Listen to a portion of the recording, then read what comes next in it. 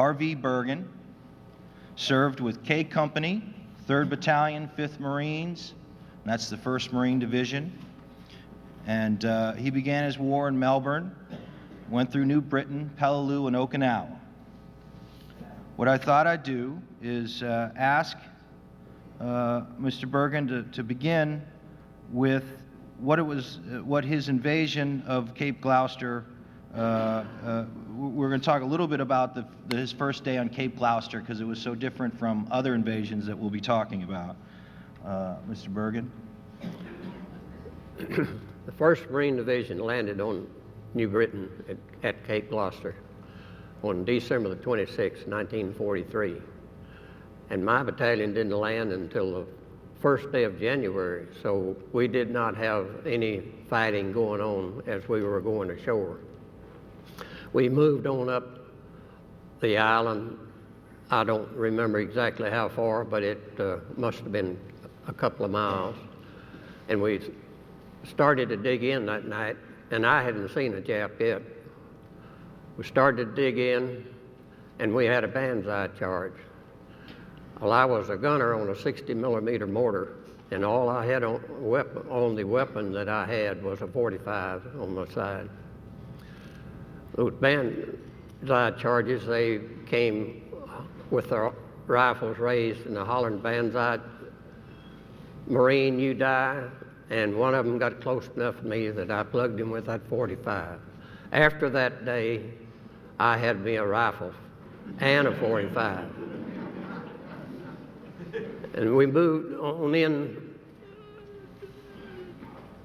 up a little bit further on the island, and we had a small aircraft plane that came in at night, just a single engine, and dropped a 100-pound bomb. And he harassed us for, oh Lord, I don't know how many days.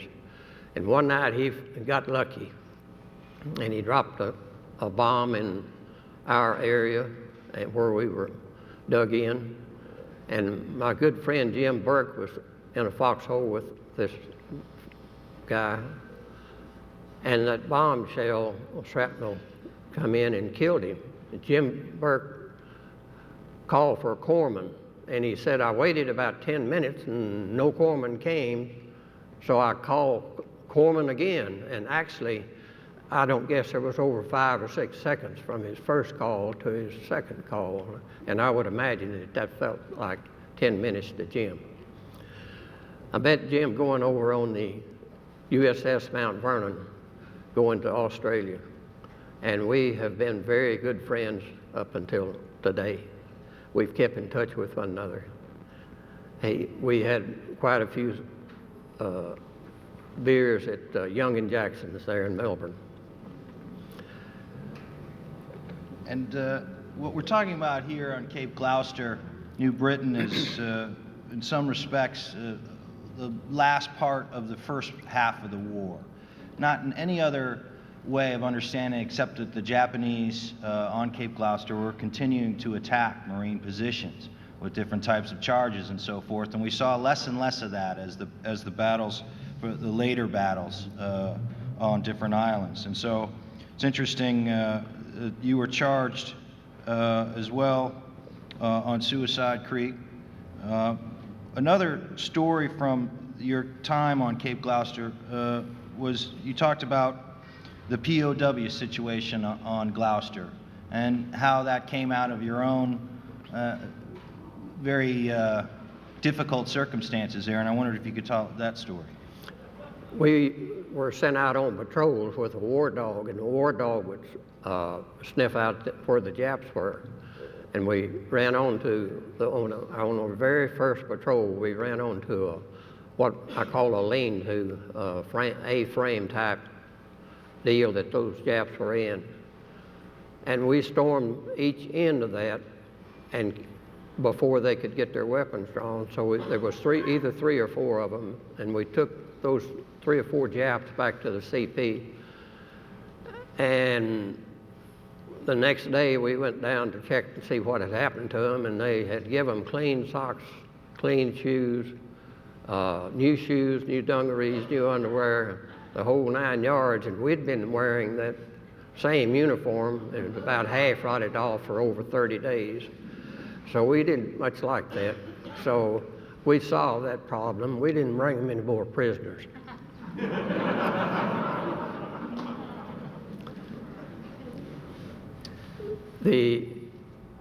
At one time up near Suicide Creek, there was a Jap in a tree with a rifle, and we couldn't locate him. And how come we didn't know he was there? They had a water can sitting close by with a canteen cup on top of it. So I walked down about 10 or 15 steps, and I poured myself a drink, and I stepped back, and Jim Burke was kind of standing guard and watching while I got a drink. So he decided he wanted to drink, so he went down, and just as he bent over to pick up that canteen cup, that Jap shot that canteen cup right out off the top of that can. Jim took about 2 steps backward, and he looked at me, and he said, "I don't think I'm thirsty."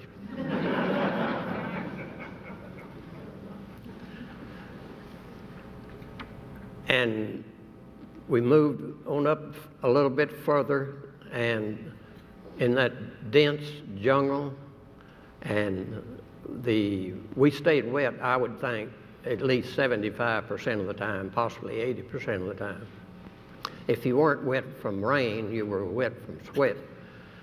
And my 2 little toenails rotted completely off during that 4 months that I was on New Britain. And it rained so much that the tanks and the other equipment that we needed to get supplies up couldn't maneuver. It was one heck of a rain. I remember one night near Hill 660, I say one night, in a 24-hour period it rained 36 inches. And let me tell you something, that's a lot of rain. We were on the, later on they called this ridge that we were trying to take Walt Ridge.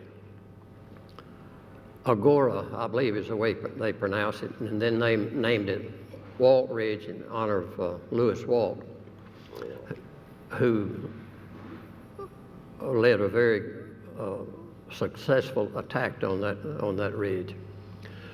And during the night, that night, or before we ever went up there, Lonnie Howard was come to me. He was from Houston, Texas. And he came to me and he said, "Burgin, I have this watch." He said, "If anything happens to me, I want you to have it." And he had a couple of other items that he wanted me to have. And I said, "Forget it, nothing's gonna happen to you." And he said, No. He said, "I'm serious. If anything happens to me, I want you to get this." And I said, "Hell, I'll see you at home. I'll see you back in the States. You can give it to me then." But anyway, that night, one of our artillery shells came in just a little bit low and hit a treetop and killed him and McCarthy. So I guess Lonnie Howard had a premonition that he was going to get killed. That night on that Walt Ridge, starting about 1 o'clock, we fought off 5 banzai charges by daylight. And there was one Jap come in the foxhole, tried to come in the foxhole with me, and I had a bayonet on my rifle, M1 rifle. And he was so close I didn't get to shoot him, and I stuck that bayonet in the lower part of his chest all the way through his body, shot him about 3 times, threw him over my shoulder out of the foxhole area. And then just before daylight, another Jap was trying to come in, and I did shoot him with my .45. He was within about 3 to 4 feet from me when he fell. So it was a long night.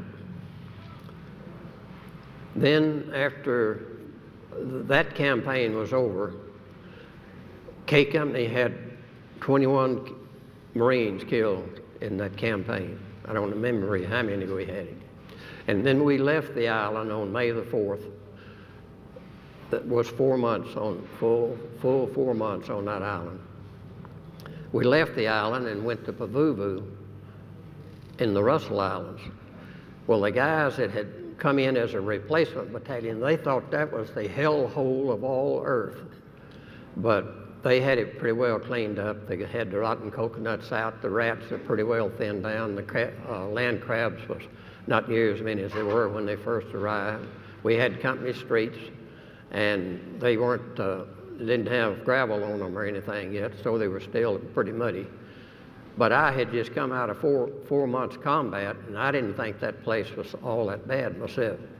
But they did. They had just come home sleeping between Mama's white sheets and run into something like that, and it was really something else. These guys on New Britain, I want to go back and tell you this. The Jap tied themselves up in the tree, and when that guy shot that canteen off the top of that water can, I got Norman with his .30 caliber machine gun to come up there and spray those trees, and he came in and sprayed that, and he killed that Jap. That Jap fell out. He broke loose, and he was still hanging. He was still hanging on to it. He also had his rifle tied on to him. You know, I got to thinking to myself, that rascal may be still hanging there. That skeleton with that rusty rifle there, that would be something to go back to see. But anyway, after we received more replacements and more troops and more training, we sailed for Peleliu. And the beach landing was absolutely something else. There was a lot of men killed going in, a lot of men wounded. We made it through that day, and the next morning everybody was thirsty. It was about anywhere from 110 to 120 degrees on that island. We had 2 canteens of water, which was a pint each.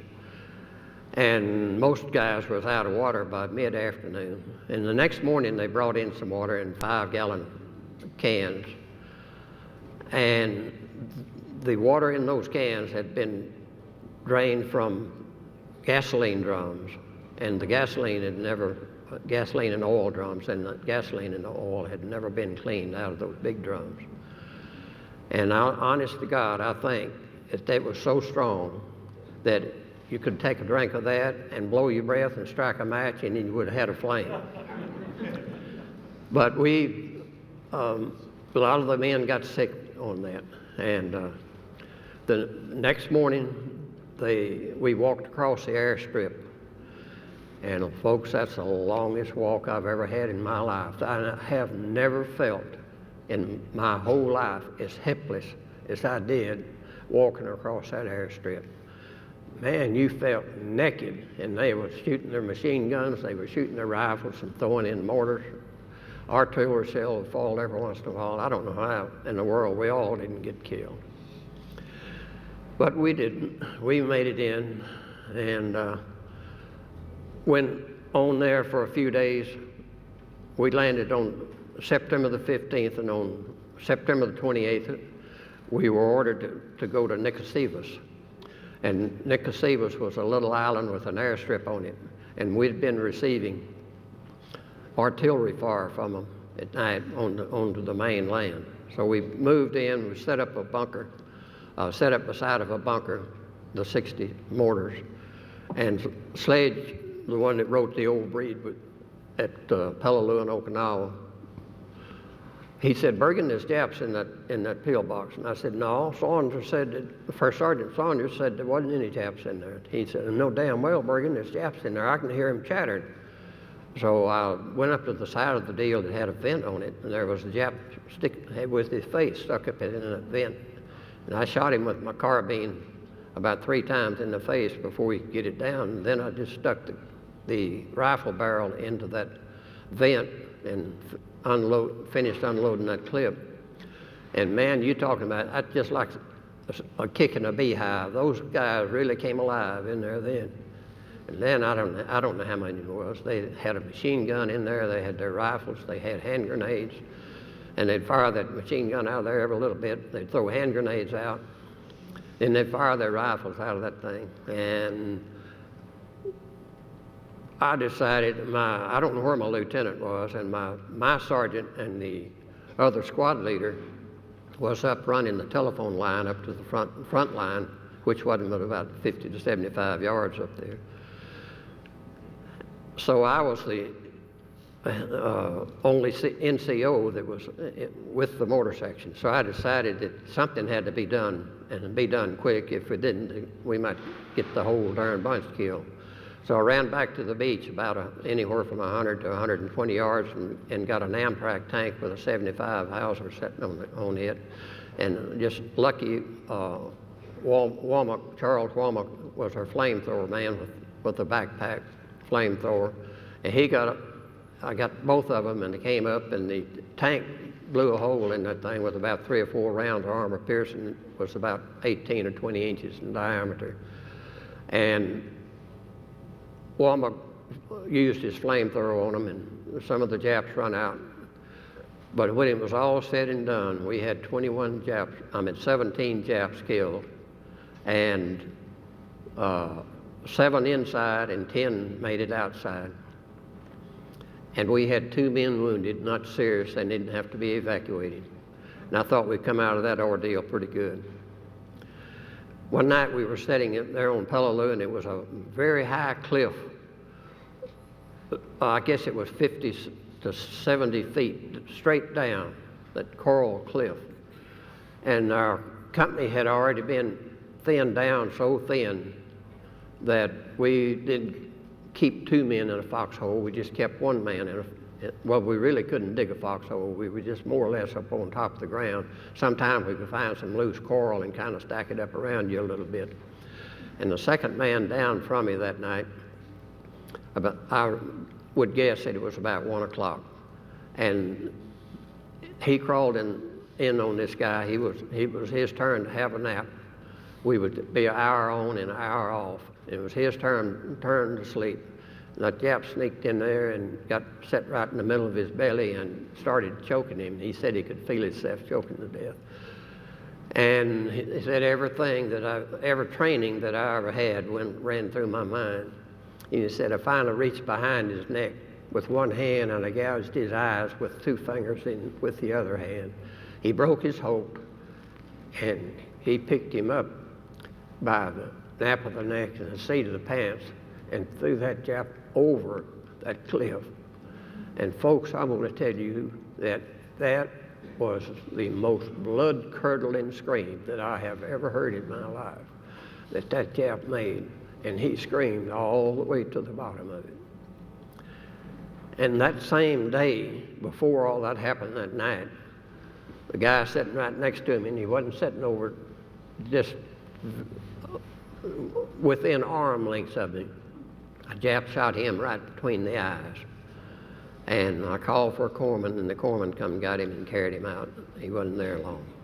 And while we were in that position right there, we would try to pick Japs off as they'd come outside to have a cigarette or try to pick one of us off, and we would pick a few of them off with our rifles from time to time. And the flies absolutely were unbelievable.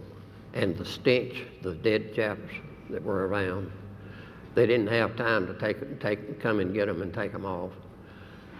And the flies were so thick, I'm telling you that they would, when you threw a rock or a can or anything into a brush pile where they were at, they would rise and they would literally make a shadow where they were that thick. And they were those big green blowflies, and they were really something else. Mr. Burgin, what I'd like to do, we've talked a little bit about Cape Gloucester, which started in late '43, and now we've talked quite a bit about Peleliu, which, as you know, was September of '44. And Mr. Burgin's war wasn't over yet. He had to go on to Okinawa. And I wondered if you might share a story from Okinawa, one that would help us understand how different that battle was from the 2 before. I fought in 3 different battles. I fought on Cape Gloucester, Peleliu, and Okinawa, and all 3 of them was as different as day and night. The Japs on Peleliu were more or less in the island. They had over 500 caves that were on that island, 1 cave large enough to house 1,500 soldiers.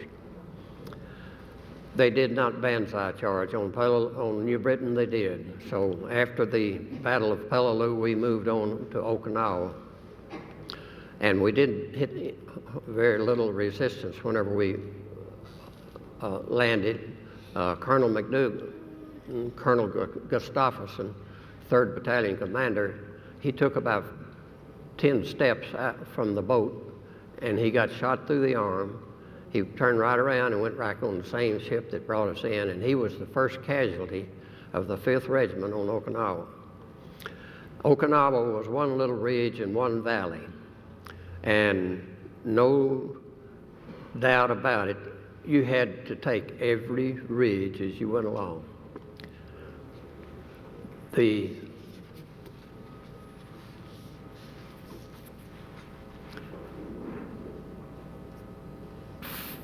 first month that we were there, we didn't see very little action. Just a sniper would come along every once in a while, and you'd have to take care of him.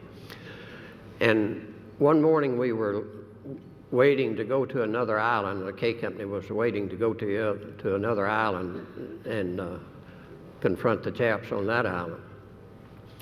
And we were standing around. You know, the Marines stand around a lot. In fact, the Marines practiced that. For the 3 years that I was there, they practiced hurry up and wait. And they were good at it. We were standing around waiting, and I heard a grenade spoon fly off of a grenade. And about the time that I really made up my mind that it was a grenade spoon, it said, pop, you know. And I said, who's the stupid son of a bitch that pulled that grenade pin? And my lieutenant, fresh out of OCS in the States and hadn't been there but just very few days, he said, oh, I did. He said, but I took all the powder out of it. And I said, well, how damn stupid can you get, for crying out loud? But anyway, he was a good man. He was just green. He didn't have any experience. Then we moved on in to a position where we tried to go across that valley and take a ridge, the next ridge, and we had been knocked off of it for 2 mornings. And we'd get out in the valley and they'd wound somebody and we couldn't go any further, and we'd have to have smoke grenades to get us out of there and back it up again. The next morning we tried it and we didn't make it. So I was observer on that 60 millimeter motor, and I decided that there was something there on that ridge that somebody wasn't seeing, because that artillery would literally rake that thing over every morning before we moved out. But the shells would hit the edge of the ridge and not do any damage. And if they raised their sights just a little bit, the shell would go off in the valley on the other side of it. So I zeroed the guns in on it, and I started one gun at the left and traversed it to the right. I moved one gun up 15 yards and started it on the right and traversed it to the left. And I used the third gun starting in the middle from the left and traversed to the right, down and then back up. And I ordered 20 rounds per gun on that mission. And my lieutenant, he said, no, we're not going to fire that mission. We don't have the ammunition. And I said, yeah, we're going to fire that mission. And so he and I finally had a few words over the telephone, and whenever I finally told him, I said, Scotty, if you're going to do the damned observing, you get your ass up here on the front line where you can see what's going on. Anyway, he said, well, Burgin, if we fire all of those rounds, we won't have a damn round left. And I said, the 1st platoon, 2nd platoon, 3rd platoon, CP, and mortar section was all hooked up on those sound phones, and you could talk to everybody at one time if you like. And I said, CP, and they said, yep. I said, this Burgin, can you get me 100 rounds of HE up here? Pronto? He said, yep, it's on its way. And I said, fire at my command. I got the gun zeroed in, and we began firing, and we fired 20 rounds per gun. That was 60 rounds of HE on those Japs on that position. And I got to thinking it was kind of over to our left, a couple of 100 yards from where I was doing the observing. And I got to thinking, I'm going to go up there and see what happened. Well, I did. I went up there, and there was, as the ridge came up like this, it immediately went down like this for about 15 to 20 feet, and then it flattened out, and there was a small road right down to the bottom of it, and then the ridge came up approximately 8 to 10 feet, and then leveled out into the valley. And when I went up there, I counted 53 or 57. I cannot remember which number it was, but it was either 53 or 57 Japs that we killed with those 60 rounds of mortar shells. And we didn't have any problems at all going up that ridge after that. That's a great story, sir. And RV, as you know and can tell, is a great storyteller. In the interest of time, we do have to move on a little bit and give our other veterans a chance to talk.